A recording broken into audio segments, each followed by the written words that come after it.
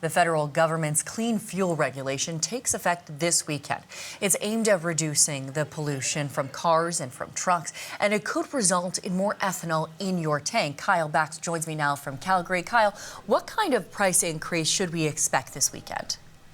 Generally not much. It's only going to have an impact on provinces that don't already have some sort of clean fuel or fuel blending regulation in place. So parts of Atlantic Canada could see an increase, but it should be pretty modest.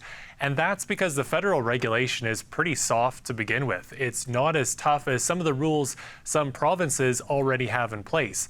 Here's what some experts had to say. We're not expecting the policy to have any real bite until around 2025, maybe, when it's going to start requiring the Canadian fuel supply to change over and above what's already required by existing policies.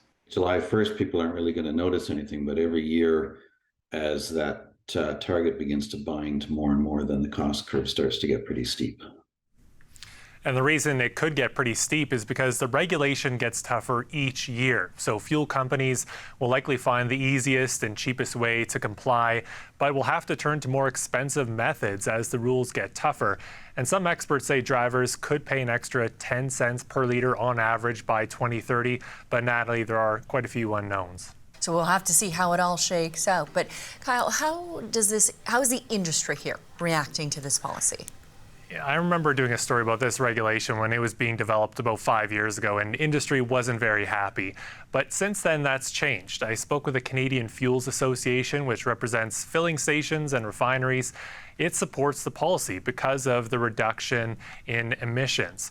The organization also likes how they aren't being told what to do. Instead, companies have the freedom to choose how to comply, whether it's using more ethanol, cutting emissions at refineries, or even by installing more electric vehicle charging stations. And in terms of those climate impacts, emissions from cars and trucks are the second largest source of greenhouse gases in the country, behind only the oil patch.